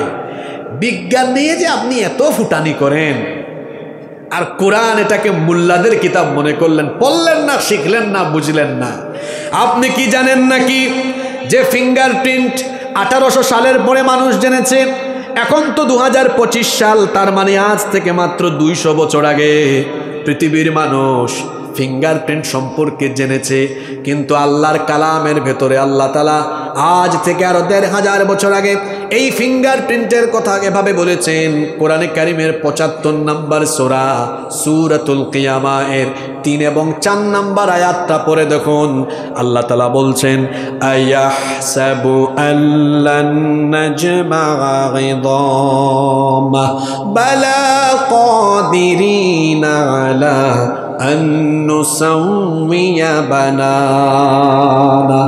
আল্লাহ তাআলা বলছেন, যারা এই কথা মনে করে সে মারা যাওয়ার পরে তার শরীরের হাড্ডি মাংস অস্থি পিঞ্জর সব যখন আলাদা আলাদা হয়ে যাবে, সব যখন পচে গলে মাটির সাথে মিশে যাবে, সেগুলোকে আবার জোড়া লাগিয়ে কি করে মানুষকে পুনরায় জীবিত করা হবে, এটা যারা বিশ্বাস করে না, আল্লাহ তাদেরকে বলছেন, বান্দারে শোন, আমি আল্লাহ এমন ক্ষমতাবান, আমি শুধুমাত্র তোর হাড্ডি মাংস অস্থি পিঞ্জর এগুলোকেই জোড়া লাগিয়ে তোকে জীবিত করব না, বরং বালা কাদিরিনা আলা আন নুসাউইয়া বানানা, তোমাদের প্রত্যেকের হাতের আঙ্গুলের মাথায় যে ছাপ আছে সেই আঙ্গুলের ছাপ পর্যন্ত আমি আবার পুনর্বিন্যস্ত করব। বলেন দেখি, শরীরের সব শক্তি গলার মাঝ বরাবর এনে আকাশ বাতাস ভারী করে, বলেন দেখি কোরআন আগে না বিজ্ঞান আগে? জোরে বলেন, কোরআন আগে না বিজ্ঞান আগে? কিন্তু আপনারা তো নিজেরাও শিখলেন না, বাচ্চাদেরকেও শিখালেন না। মহিলা প্যান্ডেলে আমার যত মা বোনেরা আছেন তাদেরকে বলছি, আপনারা হলেন সন্তানের জন্য শ্রেষ্ঠ বিশ্ববিদ্যালয়। সন্তান মা থেকে আগে শিখে। এজন্য আমি আমার মা বোনদেরকে বলবো, আপনাদের সন্তানদেরকে অ আ ক খ ABCD শেখাবেন, পড়ে আলিফ বা তা সা আল্লাহর কোরআনের ভাষার শব্দ অক্ষরগুলো শেখাবেন সকলের আগে। কারণ কোরআন ছাড়া আমাদের কোনো মুক্তি। আপনাদের মনে হয় বেশি কষ্ট হয়ে যাচ্ছে, তাই না? তা আমি বলছিলাম, কোরআনের 5 নম্বর অনন্য বৈশিষ্ট্য, এই কিতাব এমন, বিজ্ঞানের যুগে এটা ব্যাকডেটেড বা পুরাতন না, বরং এটা আপডেট। কোরআন বিজ্ঞানের উপরে, বিজ্ঞানেরও, এটা তো আসতে বললেন, কোরআন বিজ্ঞানের, জোরে বলেন বিজ্ঞানের। নাম্বার 6, আল্লাহর কোরআনের 6 নম্বর অনন্য বৈশিষ্ট্য হচ্ছে, এটা এমন এক কিতাব, this is the book, the most authentic and original book in this world, whereof there is no doubt about it. এটাও দুনিয়ার একমাত্র কিতাব যার ভেতরে কোনো ভুল ভ্রান্তি সন্দেহ কিচ্ছু নাই। আবার কয় ঠিক, বলেন সুবহানাল্লাহ। এই যে যারা স্কুল কলেজে পড়ে, তাদেরকে তাদের বোর্ড থেকে যে বই দেওয়া হয়, সেখানে দেখবেন টাইপিং মিস্টেক, প্রিন্টিং মিস্টেক অথবা ইনফরমেটিভ মিস্টেক, তথ্যগত ভুলভ্রান্তি থাকে। মানুষের লেখা যে কোনো কিতাবের ভেতরে, যে কোনো বইয়ের ভেতরে ভুলভ্রান্তি পাওয়া এটা অস্বাভাবিক ব্যাপার নয়, কারণ মানুষ মাত্রই ভুল। কিন্তু বলেন তো, কোরআনে কারিমের ভেতরে এমন কোনো ভুল আছে নাকি? আমরা কোনো বই হাতে নিলে দেখি, বইয়ের লেখক বা সম্পাদক বলেন, যদি এই বই পড়তে গিয়ে কোথাও কোনো ভুল ত্রুটি পান আমাদেরকে জানাবেন, পরবর্তী বছর আমরা এটা ঠিক করে দিব, বা নেক্সট পরবর্তী সংস্করণে এটা আমরা ঠিক করব, সংশোধন করব। কোরআনের শুরুতে কি আল্লাহ এমন কিছু বলেছেন নাকি, আমার বান্দারা তোমরা কোরআন পড়ো, কোথাও ভুল টুল পাইলে আমারে জানাইও, পরে আমি ঠিক করে দিব না? এমন কথা কি কোরআনে আছে নাকি? বরং শুরুতেই আল্লাহ বলে দিয়েছেন, পড়েন আমার সাথে, যালিকাল কিতাবু লা রাইবা ফীহি হুদাল লিল মুত্তাকিন। এটা এমন কিতাব যার মধ্যে সন্দেহের কোনো অবকাশ নাই। সুবহানাল্লাহ পড়ে। নাম্বার 7, কোরআনে কারীমের 7 নম্বর অনন্য বৈশিষ্ট্য হলো, it's quite impossible to create a book like Holy Quran. কোরআনের মতো কোরআন বানানো কারো দ্বারা কি সম্ভব? আপনি একটা বই লিখেছেন, আরেকজন চেষ্টা করলে আপনার বইয়ের মতো কিংবা আপনার থেকে আরো ভালো বই লিখতে পারবে। আপনি ভালো বক্তব্য জানেন, আপনার চেয়ে ভালো বক্তব্য আরেকজন দিতে পারবে। আপনি ভালো খেলতে পারেন, আপনার চেয়ে ভালো আরেকজন খেলতে পারে। কিন্তু বলেন তো, আল্লাহর কালামই কোরআনের মতো কোরআনের সমতুল্য কোনো কিতাব কি অথবা কোরআনের সমতুল্য কোনো সূরা বা আয়াত কি কেউ কখনো বানাতে পারবে নাকি? যেই যুগে কোরআন নাজিল হয়েছে সেই যুগে আল্লাহ চ্যালেঞ্জ দিয়ে রেখেছেন, কোরআনের ব্যাপারে কারো যদি সন্দেহ থাকে তাহলে সে যেন আল্লাহর এই চ্যালেঞ্জকে গ্রহণ করে। আল্লাহ প্রথম দফায় চ্যালেঞ্জ দিয়েছেন, কেউ যদি মনে করে কোরআন এটা আল্লাহর কিতাব নয়, এটা কোনো মানুষ বা অন্য কেউ বানাতে পারে, আল্লাহ বলছেন আমি চ্যালেঞ্জ দিয়ে রাখলাম। প্রথম দফার চ্যালেঞ্জ কোরআনে কারিমের 17 নম্বর সূরা, সূরা বনি ইসরাঈলের 88 নম্বর আয়াতে আল্লাহ তাআলা বলছেন, قُلْ إِنِ اجْتَمَعَتِ الْإِنسُ وَالْجِنُّ عَلَىٰ أَن يَأْتُوا بِمِثْلِ هَٰذَا الْقُرْآنِ لَا يَأْتُونَ بِمِثْلِهِ وَلَوْ كَانَ بَعْضُهُمْ لِبَعْضٍ ظهيرا। আল্লাহ তাআলা বলছেন দুনিয়ার সকল মানুষ এবং জিন সবাই মিলে যদি কোরআনের মতো কোরআন বানানোর চেষ্টা করে, গলার আওয়াজ বড় করে বলেন তো পারবে নাকি? আরো জোরে বলেন পারবে নাকি? প্রথম দফায় আল্লাহ বলেছেন 30 পারার মতো 30 পারা কোরআন বানাও। কেউ কোরআন নাজিলের যুগে পারে নাই, আজও পারবে না, কিয়ামত পর্যন্ত কেউ পারবে। আল্লাহ আবার দ্বিতীয় দফায় আর একটা চান্স দিয়ে রেখেছেন, কোরআনের মতো কোরআন বানানো লাগবে না, এটা যদি কঠিন হয় আলো একটু হালকা করে দিলাম। কোরআনে কারিমের 11 নম্বর সূরা, সূরা হুদের 13 নম্বর আয়াতে আল্লাহ বলছেন, আম ইয়াকুলুনা ইফতারাহু কুল ফাতু বিআশরি সুওয়ারিম মিসলিহি মুফতারায়াত ওয়াদউ মান استطعتم من دون الله إن كنتم صادقين। আল্লাহ তাআলা বলছেন আর একটু হালকা করে দিলাম, শোনো, পুরা কোরআনের মতো কোরআন বানানো লাগবে না, যদি পারো তো কোরআনের 10টা সূরার মতো 10টা সূরা বানাও। কোরআন নাজিলের যুগে কেউ পারে নাই, আজকের যুগে কিংবা কিয়ামত পর্যন্ত বলেন তো কেউ পারবে নাকি? তৃতীয় দফায় আল্লাহ বলছেন বিষয়টা আরেকটু হালকা করে দিলাম, এখন 10টা সূরাও লাগবে না, আর একটু কমায় দিলাম। কোরআনে কারিমের 52 নম্বর সূরা, আল্লাহ তাআলা কোরআনে কারিমের 52 নম্বর, আল্লাহ তাআলা কোরআনে কারিমের 2 নম্বর সূরা সূরাতুল বাকারা এর 23 নম্বর আয়াতে বলছেন, ওয়া ইন কুনতুম ফি রাইবিম মিম্মা নাযালনা আলা আবদিনা ফাতু বিসূরাতিম মিন মিসলিহি ওয়াদউ শুহাদাআকুম মিন দুনিল্লাহি ইন কুনতুম সাদিকিন। আমি আমার বান্দার উপরে যা নাজিল করেছি সে ব্যাপারে যদি তোমাদের কোনো সন্দেহ হয় তাহলে আমার বান্দার উপরে আমি যে 114টা সূরা নাজিল করেছি, এর আগে তো আল্লাহ চ্যালেঞ্জ দিয়েছিলেন 10টা সূরার মতো 10টা সূরা বানাও। আল্লাহ এবার হালকা করে দিয়ে বলছেন 10টাও লাগবে না, পারলে একটা সূরার মতো একটা সূরা বানাও। বলেন তো কোরআন নাজিলের যুগ থেকে নিয়ে আজ অবধি, আজ থেকে নিয়ে কিয়ামত পর্যন্ত আল্লাহর দেওয়া এই চ্যালেঞ্জকে মোকাবেলা করার মতো কেউ আছে নাকি? আরো জোরে বলেন আছে নাকি? কোরআনের মতো কোরআন বানাতে গেলেই ধরা খাবে, ধরা খাবে না? ধরা খেয়ে যাবে। এই যে মুসাইলামাতুল কাযযাব, তার নাম শুনছেন না আপনারা? ভণ্ড নবী। নবীজির পরে কি পৃথিবীতে কোনো নবী আসবে? তবে ভণ্ড নবী আসবে। কতজন? 30 জন। নবীজির পরে কিয়ামতের আগে নিজেদেরকে মিথ্যা নবুয়তের দাবিদার হয়ে ভণ্ড নবী হিসেবে নিজেকে দাবি করবে কয়জন? এটা আমার কথা নয়, বুখারী শরীফের হাদিস।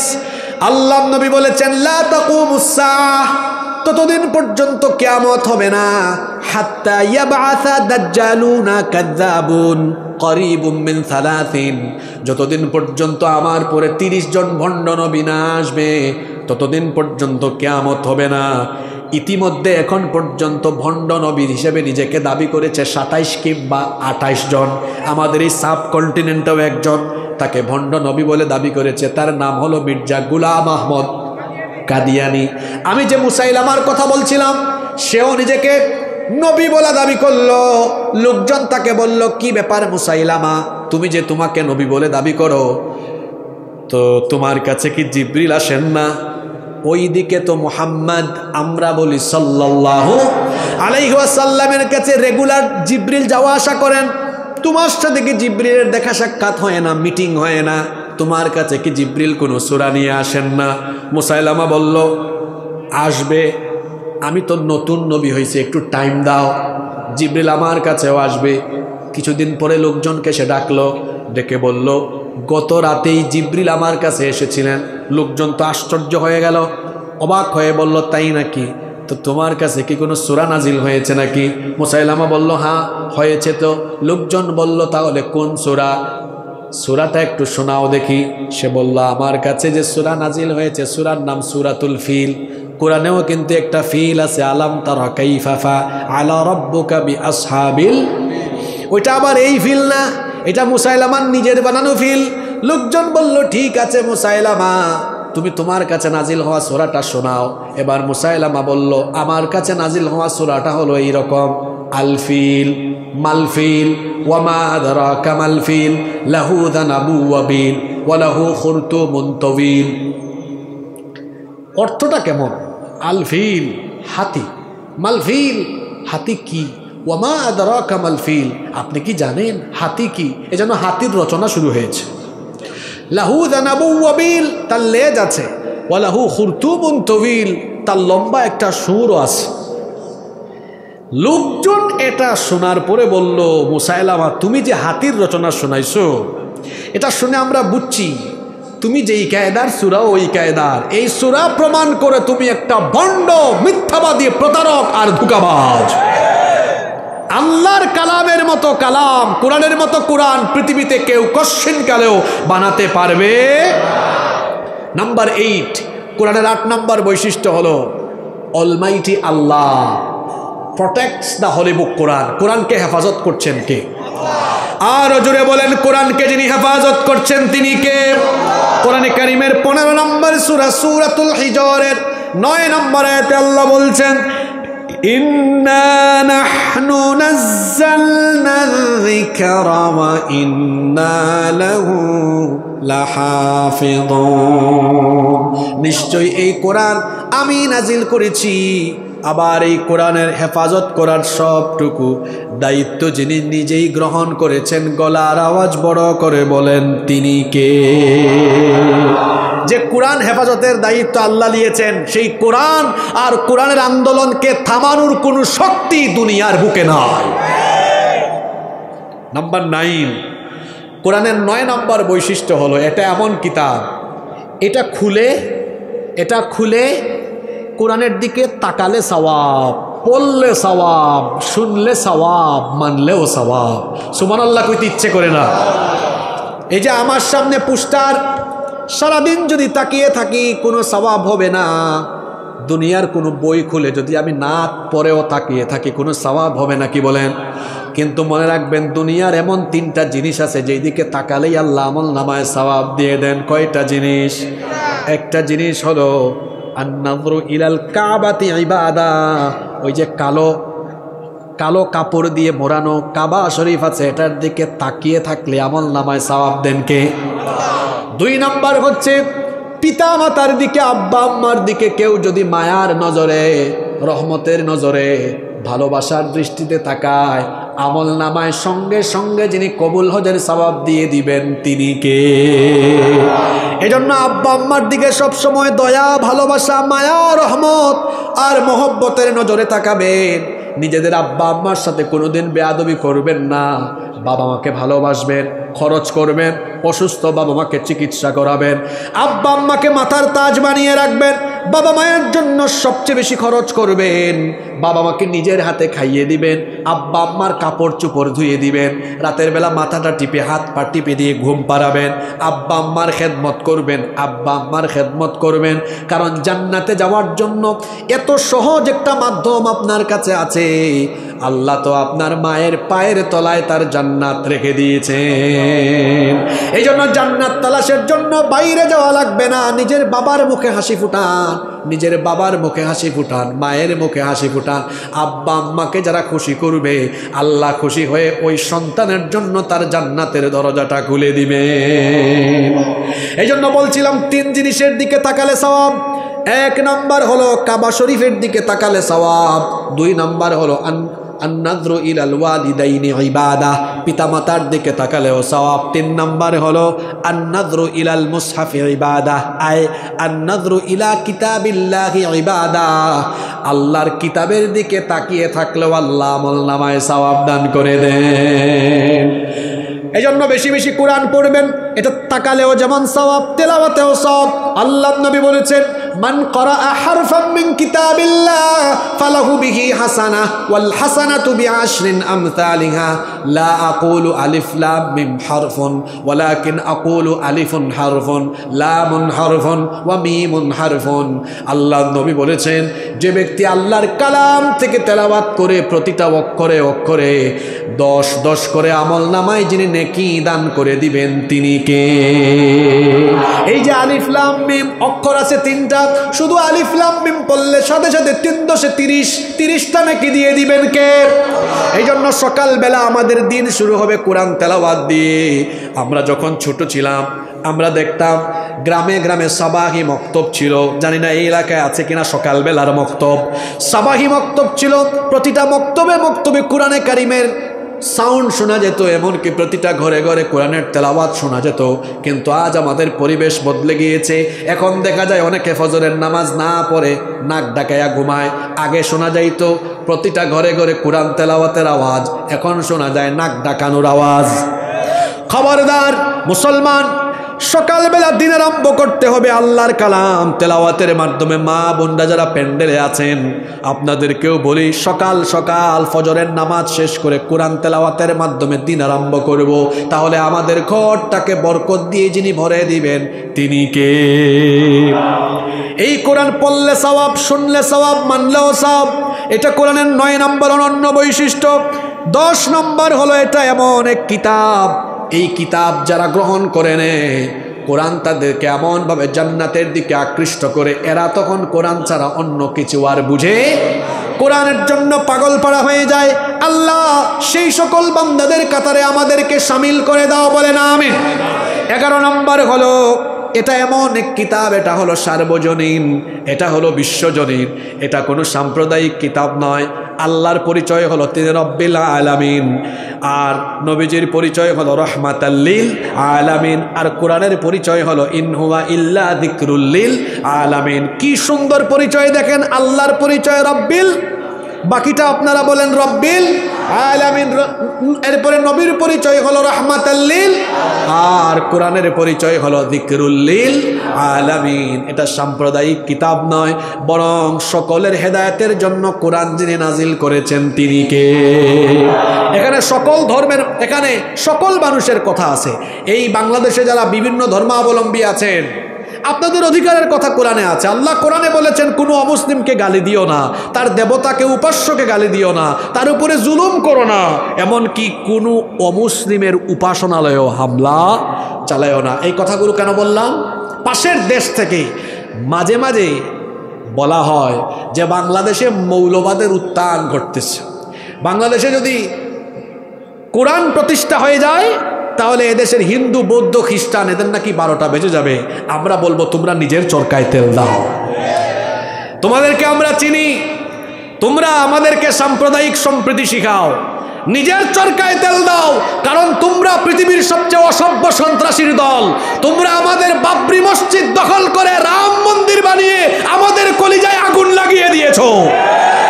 আমরা কি বাংলাদেশে কোনো বিধর্মীদের উপাসনালয় দখল করেছি? কোনোদিন করব আমরা কোনোদিনও করব না, কারণ ইসলাম আমাদেরকে এটা শেখায়। ওরা আমাদেরকে বলে আমরা নাকি উগ্রবাদ ছড়াই, অথচ ওরা হলো উগ্রবাদী। ওরাই দেখা যায় কাশ্মীরে এবং বিভিন্ন জায়গায় আমাদের মুসলমান ভাই বোনদেরকে রক্তাক্ত করে তাদের হাত রক্তে রঞ্জিত করেছে। বাংলাদেশে হিন্দু বৌদ্ধ খ্রিস্টান যারা আছে তাদেরকে কি আপনারা মারবেন নাকি? কোনোদিন এদেশ থেকে বের করে দিবেন নাকি? কোনোদিনও না। কারণ আমরা এই দেশে সবাই মিলেমিশে থাকব, সম্প্রীতি বজায় রেখে আমরা সবাই এই দেশের নাগরিক হিসাবে মিলেমিশে থাকব, এটাই ইসলামের শিক্ষা, ঠিক না বেটি? আমরা শান্তির কথা বলি, আমাদেরকে বলে মৌলবাদী, আবার আমাদেরকে বলে জঙ্গিবাদী। ইসলামের সাথে জঙ্গিবাদের কোনো সম্পর্ক আছে? জুড়ে কথা বলেন, আছে? কেউ কেউ তো আবার এখন রাজনৈতিক স্বার্থে মাঝে মাঝে আমাদেরকে বলে ধর্ম ব্যবসায়ী, আমাদেরকে বলে ধর্ম ব্যবসায়ী। আজকে ধর্ম ব্যবসায়ীর সংজ্ঞা আমি দিব। ঘুমাই গেছেন নাকি আপনারা? এই যে আপনাদের ঈদগার খতিব সাহেব মাওলানা মাহবুবুল আলম সাহেব, উনাকে যদি আপনারা 10 লক্ষ টাকা দিয়ে বলেন হুজুর আপনাকে 10 লক্ষ টাকা দিলাম, অথবা এই এলাকার এমপি বানাবো আপনাকে, শর্ত হলো এই যে জুব্বা পরেছেন এটা খুলে আপনি শার্ট প্যান্ট পরবেন, আর এই দাড়ি কামাইয়া ক্লিন শেভ করবেন আপনি, উনি মানবেন এটা? উনি তো এখনই অফারকে ডিনাই করে দিয়েছেন। আমাকে বললে আমি মানব? এমনকি আমাদের হুক্কুর হুক্কুর তাহিরি ভাই আছে না, চিনেন তো আপনারা, তারে যদি এটা বলেন মানবে নাকি? কথা বলেন, মানবে? আমাদেরকে যারা ধর্ম ব্যবসায়ী বলে ওদেরকে যদি আপনি অল্প একটু বলেন ভাই আমার গ্রামের আমার ইউনিয়নের সব ভোট আপনারে দিয়ে দিব, শুধু এলাকায় ঢুকার সময় শার্ট প্যান্টটা খুললা একটু সাদা পায়জামা পাঞ্জাবি পরে ঢুকিয়েন, শার্ট প্যান্ট বাদ দিয়ে পাঞ্জাবি পরতে বললে ভোটের আশায় পড়বে কি পড়বে না? জুড়ে বলেন, পড়বে কি পড়বে না? ভাই গো ইলেকশনের টাইম টুপিটা খুইলেন না, আরে বাপরে বাপ, ঘুমের টাইমও টুপি পরে ঘুমায়। বা ইলেকশনের টাইম নামাজটা ছাইরেন না, মানুষ একটু সিম্পিটি দেখাবে। আমার দেশে ইলেকশন আসলে নামাজই বাড়ে, আবার এমন নামাজই বাড়ে যে 5 ওয়াক্তের নামাজ কখনো কখনো 7 ওয়াক্ত 8 ওয়াক্ত হয়ে যায়। কিভাবে হয় দেখবেন, গ্রামের মসজিদে নামাজ একটু আগে ভাগে হয়, কিন্তু বাজারে নামাজতে 15-20 মিনিট দেরি করে হয়। কি বলেন বাবা, হয় না? হ্যাঁ, দেখ এক ক্যান্ডিডেট আসছে গ্রামে তার গণসংযোগ করতে, ওখানে এশার নামাজ একটু আগে হয়ে গিয়েছে, কিছুক্ষণ পরে বাজারে ঢুকে দেখি বাজারে মাত্র একামত হচ্ছে। তো তার সাঙ্গভঙ্গরা বলতেছে লিডার এখানে তো দিকে এখানে একামত হয়। চুপ, তাড়াতাড়ি মসজিদে ঢুক। লিডার একটু আগে নামাজ পড়লাম, একদম চুপ বেটা, এখন নির্বাচনের টাইম, যতবার সুযোগ পাবি ততবার নামাজ পড়বি। আপনাদেরকে হাসানোর জন্য বলছি নাকি? ইলেকশন আসলে নামাজি হয় এমন মানুষ আমাদের দেশে আছে না নাই? অথচ এদের মধ্যে কিছু লোক আলেমদেরকে ধর্ম ব্যবসায়ী বলে গালি দেয়। ধর্ম ব্যবসায়ী আমরা নই, বরং যারা ভোটের আশায় ক্ষমতায় যাবার আশায় লিবাস পাল্টায়, ক্লিন শেভ থেকে দাঁড়িয়ে রাখে, কিংবা ভোটের আশায় যারা মাথায় টুপি লাগায়, মাজারে যে হিজাব পট্টি লাগায়, আলেমরা ধর্ম ব্যবসায়ী নয়, তারাই হলো প্রকৃত ধর্ম ব্যবসায়ী।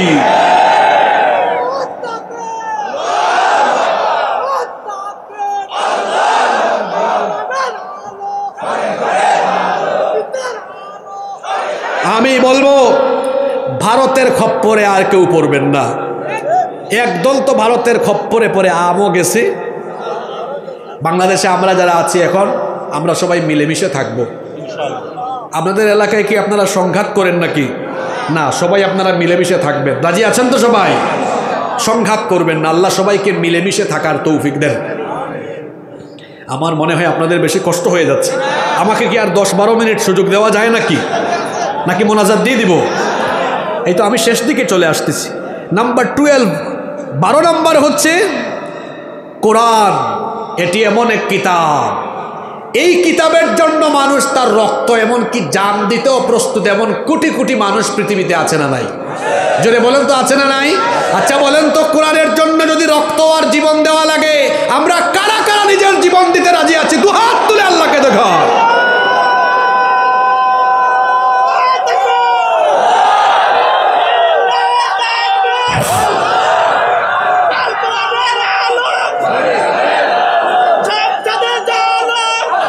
হাতগুলো নামান, আল্লাহ সবাইকে কবুল করেন। হাতগুলো নামান।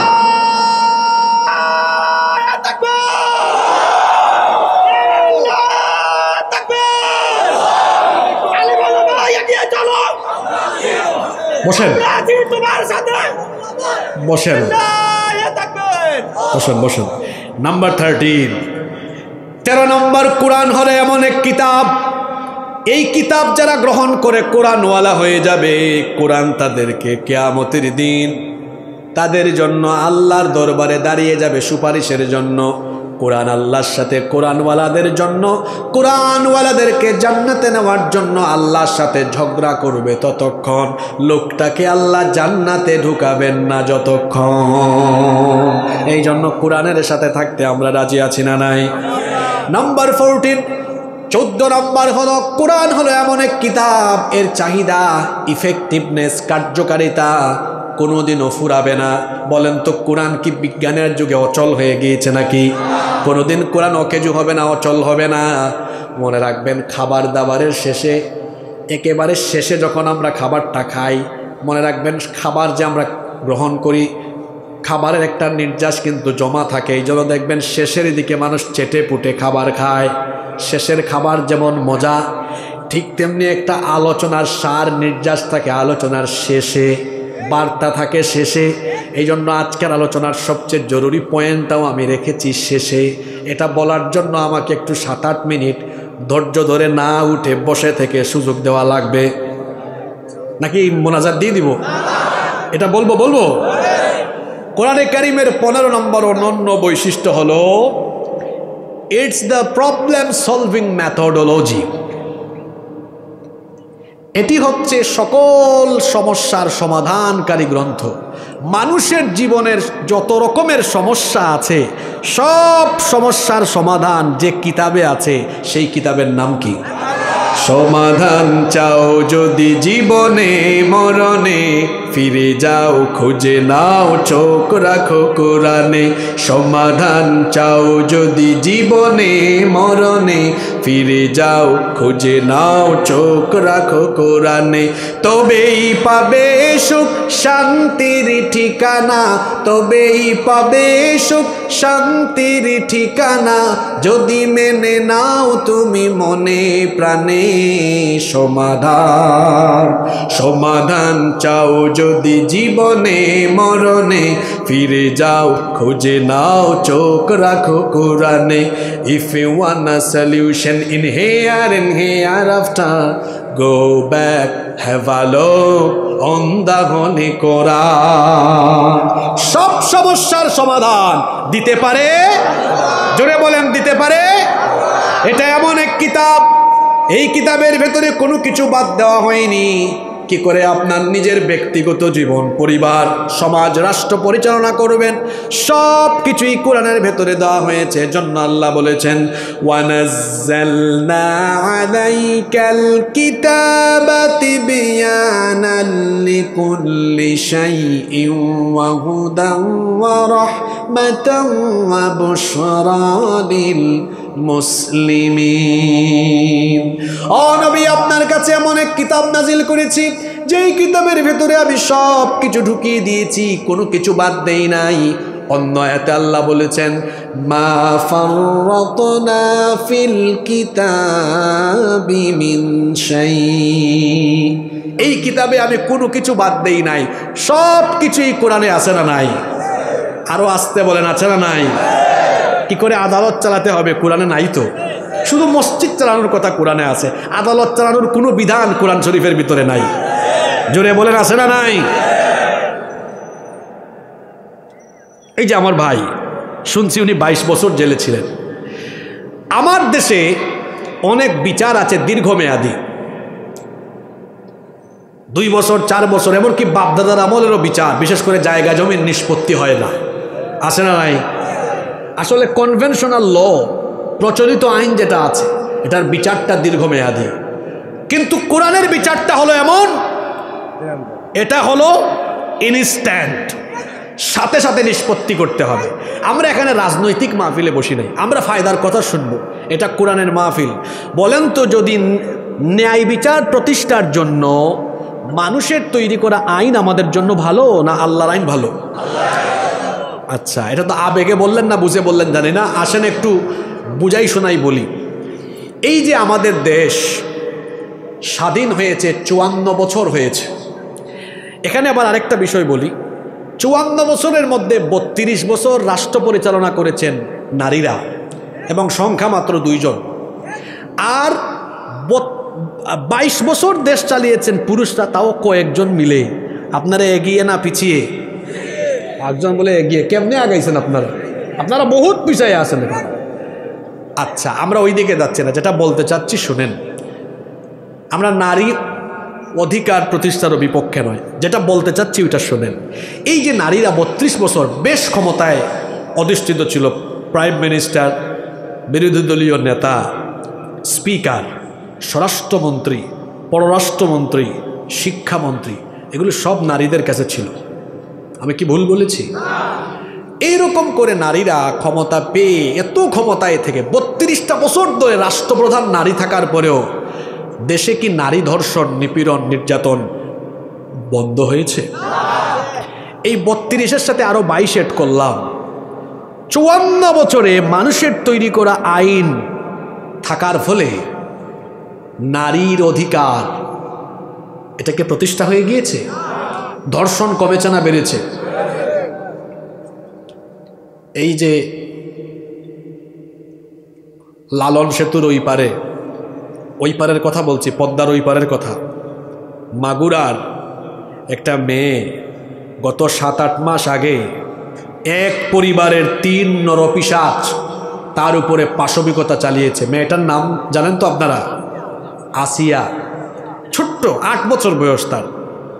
আমার বোনটি কয়েক দিন হাসপাতালে বড় কষ্ট পেয়েছে, তারপর দুনিয়া থেকেই চলে গিয়েছে। তার কবরে ঘাস উঠে গিয়েছে। বলেন দেখি আমাকে, তার ধর্ষণকারীরা এখনো বেঁচে আছে না নাই? জোরে বলেন, আছে না নাই? আদালতে কার আইন? ভয় লাগে নাকি? কার আইন? আমার দেশে এমন কিছু কলেজ, ইউনিভার্সিটি আছে যেখানে ধর্ষণের সেঞ্চুরি হয়েছে, ধর্ষককে ফুলের মালাও দেওয়া হয়েছে। আমার দেশে এমন কিছু ব্যবসায়ী আছে ধর্ষণের দায়ে অভিযুক্ত, টাকার গরমে আইনকে তার জুতার নিচে চাপা দিয়ে ফেলেছে। এমন ব্যবসায়ী নাই তো? আমি তো আপনার নাম শুদ্ধ বলতে পারবো। এমন কিছু রাজনীতিবিদ আছে ধর্ষণের দায়ে অভিযুক্ত, কিন্তু ক্ষমতার টেলায় কিছুই হয়নি। রাস্তাঘাটে সাদা পায়জামা পাঞ্জাবি গায়ে দিয়ে তার সাঙ্গপাঙ্গরা ফুলের মালা তারে গলায় দিয়ে রাস্তায় ঘোরাফেরা করায়। বলেন আদালতে কার আইন? পুরুষ মানুষের মতো জবাব দেন, কার আইন? মানুষের আইন। কার আইন? এ কেমন আইন যে আইন থাকার ফলে ধর্ষিতা কবরে চলে যায় আর ধর্ষক বেঁচে থাকে? এই আইনের মুখে আমি লাথি মারি। এ কেমন আইন যে আইন থাকার ফলে ব্যবসায়ী, রাজনীতিবিদ টাকার ক্ষমতার গরমে আইনকে তার পায়ের নিচে কবর দিয়ে দেয় আর ধর্ষিতা কবরে চলে যায়? এমন আইনের মুখে আমি ঝাড়ু নিক্ষেপ করি। এবার বলেন দেখি, এর বিপরীতে যদি সেখানে আল্লাহর কোরআনের আইন থাকতো, ওই ধর্ষক কি বেঁচে থাকতে পারতো? কোরআনের শাস্তি কি? নো, খালি মৃত্যুদণ্ড না, এটা পর্দার ভিতরে দিলে হবে না।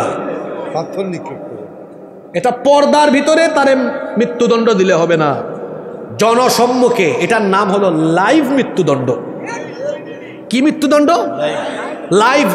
কি লাইভ? কেন? যাতে এই লুচ্চা, এই বদমাইশ, এই ধর্ষকের শাস্তি পৃথিবীর মানুষ দেখে, আর তার মতো এই চরিত্র যাদের আছে তারা যেন এক বিচার দেখে তারের মতো সুদা হয়ে যায়।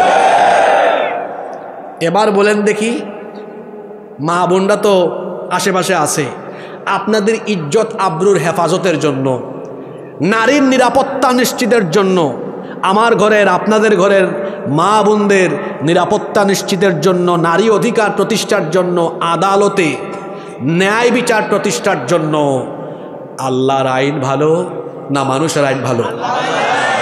মানুষের আইনটা কেমন দেখেন, শোনেন। এই যে আমার ভাই 22 বছর, আরো অনেক হুজুর আছেন বাংলাদেশে, হুদাই আন্তাজে 3 বছর 5 বছর জেলখানায় ছিলেন। ছিলেন কি ছিলেন না? কারণ আইনটা আল্লাহর বানানো না, এটা কার বানানো?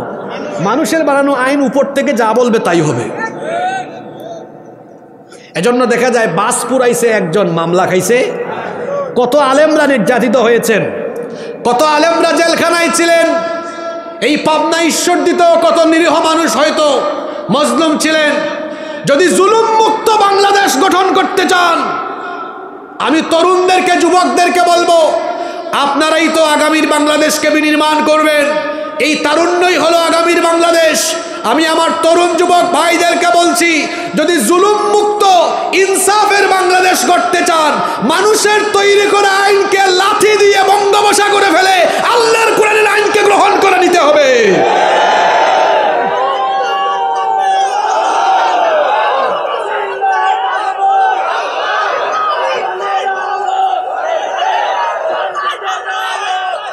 বসেন বসেন, আমি বলছিলাম না শেষে জরুরি কথা আছে? আমি এই শেষের 3 মিনিট খুব জরুরি কথা বলবো। আজকের পুরা ওয়াজ মনে রাখতে না পারলেও এই শেষের 3 মিনিটের কথা মনে রাখা যাবে। এখন যেটা বলবো, ভাই, মানুষকে যতই বুঝান আপনি মনে রাখবেন, মানুষের পেটে আগে খাবার দিতে হবে। বলেন তো আপনারা, ক্ষুধামুক্ত দারিদ্রতামুক্ত সমাজের জন্য মানুষের আইন ভালো না আল্লাহর আইন ভালো? এটা আপনারা আবেগে বলছেন, যদি এখন বলি বুঝান, বুঝাইতে পারবেন না। আসেন, কি করে দারিদ্রতামুক্ত ক্ষুধামুক্ত সমাজ আল্লাহর আইন দিয়ে বানানো যায়, এবার সেটা শোনেন। আল্লাহ তাআলা দারিদ্রতা আর ক্ষুধা মুক্ত সমাজ গঠনের জন্য তার তরফ থেকে একটা অর্থনৈতিক ফর্মুলা দিয়েছেন। এটার নাম হলো জাকাত। এটার নাম কি? আমার দেশে মানুষ মনে করে জাকাত মানে হলো 200, 300, 500 করে টাকা পয়সা ছড়ায়া ছিটায় দেওয়া, কিংবা জাকাতের নামে শাড়ি লুঙ্গি বিতরণ করা। জাকাতের নামে যারা এভাবে শাড়ি লুঙ্গি বিতরণ করে, এদের জাকাত আদায়ই হয় না। বরং জাকাত নির্ধারিত 8 খাতে দিতে হয়, এবং এখানে সবার আগে প্রায়োরিটি দেওয়া হয়েছে। প্রায়োরিটি লিস্টে দেখবেন সবার আগে বলা হয়েছে ইন্নামাস সাদাকাতু লিল ফুকারাই ওয়াল মাসাকিন। কেন আগে ফকির মিসকিনদের কথা বলা হয়েছে জানেন? যাতে করে সমাজে একজন ফকির আর মিসকিন না থাকে। জাকাত দিয়ে সবাইকে স্বাবলম্বী করা হবে। জাকাতের উদ্দেশ্য হলো সমাজ থেকে দারিদ্রতার কবর দিয়ে স্বনির্ভর জাতি গঠন করা, এবং আপনি যাকে জাকাত দিবেন সে যেন আর আগামী বছর জাকাত খাওয়ার উপযুক্ত না থাকে। তাহলে ফর্মুলাটা কেমন হবে? ও বাবা বসেন, এটা শুনে যান, ফর্মুলাটা শুনে যান। উনি আসতেছে, যাচ্ছে না, বুঝছি। আমার দিকে তাকান। এখানে ইমাম সাহেব, খতিব সাহেবরা আসছেন। আমি আপনাদের কাছে রিকোয়েস্ট করছি, এই কথাগুলো আপনারা জুমায় মানুষকে একটু বুঝাবেন। কিভাবে তাহলে জাকাতের ফর্মুলা দিয়ে মানুষকে স্বনির্ভর করা যায়? এই যে আজকে আপনারা, আমি শুনছি 10 গ্রামের উপরে মানুষ মিলে মাহফিলটা করলেন। এভাবে যদি মনে করেন এই 10 গ্রামের যারা সামর্থ্যবান, নিসাব পরিমাণ মাল আছে যাদের কাছে, এদের সকলের জাকাতের টাকা যদি আপনারা এক জায়গায় করেন, মনে করেন এক জায়গায় করে দেখা গেল এর পরিমাণ হয়েছে 2 লক্ষ টাকা।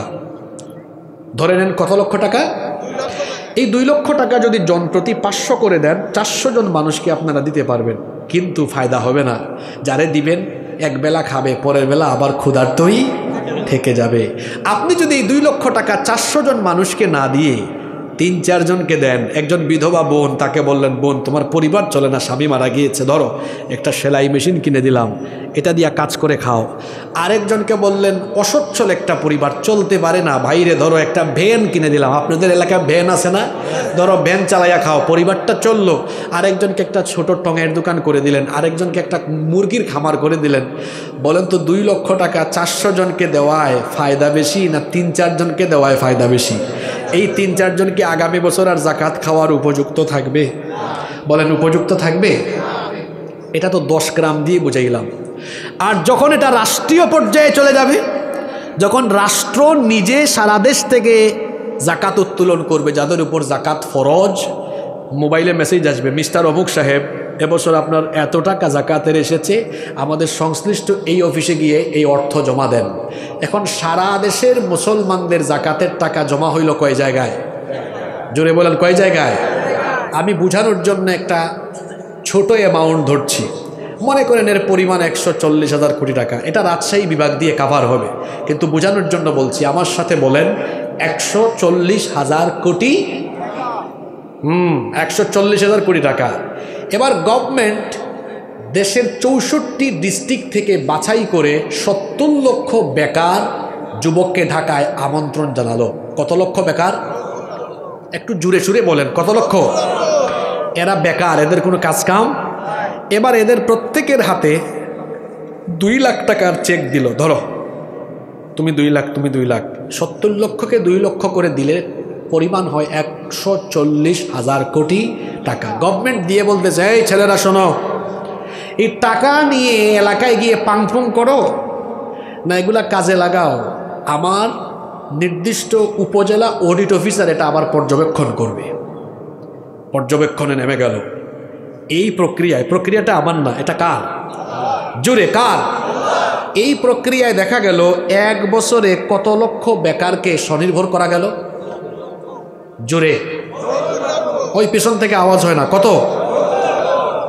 এই প্রক্রিয়াটা যদি 10 বছর চলমান থাকে, এই দেশে ক্ষুধা আর দারিদ্রতা থাকবে? জোরে থাকবে? যুবকরা ঘুমিয়ে গেছে নাকি? এই কথাগুলো এখন যুবকদের উদ্দেশ্যে বেশি। শোনো, শুনতে শুনতে কান ভূতা হয়ে গেছে। শুনতেছি শুধু আমরা সুযোগ পেলে ক্ষুধামুক্ত দারিদ্রতামুক্ত সমাজ আর দেশ বানাবো। দেখা যায় সুযোগ পাইলে 5 বছরে বেটা তার নিজের ক্ষুধাই মিটাইতে পারে না। আমাদের ক্ষুধা কোন সময় মিটাবে? আর মনে রাখবেন, ক্ষুধামুক্ত দারিদ্রতামুক্ত স্বনির্ভর জাতি যদি গঠন করতে চান, মানুষের তৈরি করা আইনের মুখে থুতু নিক্ষেপ করে আল্লাহর দেওয়া কোরআনের আইনকে গ্রহণ করে নিতে হবে। এখন আপনারা বলেন, আপনাদের স্বনির্ভর জাতি পাওয়ার জন্য, ক্ষুধামুক্ত দারিদ্রতামুক্ত সমৃদ্ধ জাতির জন্য আপনারা মানুষের আইন চান না আল্লাহর আইন চান? জোরে বলেন, কার আইন চান? সমাধান কোরআন ছাড়া অন্য কোথাও। এজন্য বলেছি সব সমস্যার সমাধান দিতে পারে। এজন্য যুবক তরুণ ভাইয়ারা সহ সবাইকে বলবো, আসেন কোরআনের ছায়া তলে চলে আসেন। এসো কোরআনের ছায়া তলে সমবেত হই, এসো কোরআনের ছায়া তলে সমবেত হই, এসো আল্লাহ রাসূলের অনুগত হই, এসো কোরআনের ছায়া তলে সমবেত হই, এসো আল্লাহর গুণগান করি, এসো তারি পথে জীবন গড়ি। আল্লাহর নাম নিলে তাতে যদি সুখ মিলে, আল্লাহর নাম নিলে তাতে যদি সুখ মিলে, কেন সেই নাম থেকে দূরে সরে রই, কেন সেই নাম থেকে দূরে সরে রই। এসো কোরআনের ছায়া তলে সমবেত হই, এসো কোরআনের ছায়া তলে সমবেত হই। এই কোরআনের ছায়া তলে এসে কত লোক প্রাণ দিল হেসে, কোরআনের ছায়া তলে সোজা পথ যদি মিলে, কোরআনের ছায়া তলে সোজা পথ যদি মিলে, কেন সেই পথ ছেড়ে ভুল পথে রই, কেন সেই পথ ছেড়ে ভুল পথে রই। এসো কোরআনের ছায়া তলে সমবেত হই, এসো কোরআনের ছায়া তলে সমবেত হই, এসো আল্লাহ রাসূলের অনুগত হই, এসো কোরআনের ছায়া তলে সমবেত হই। আমরা মৃত্যু পর্যন্ত কারা কারা কোরআনের সাথে থাকবো? হাত তুলে আল্লাহকে দেখান তো। হয়েছে হাত, হয়েছে, তাকবীর দিয়েন না এখন। এখন আমি কথা বলবো, হাতগুলা উঁচা রাখেন দরকার আছে। সবাই এই 2টা হাতকে কোরআনের দিকে ধাবিত করে দিব, পারবো ইনশাল্লাহ? আমরা কোরআনের সাথে থাকতে পারবো তো?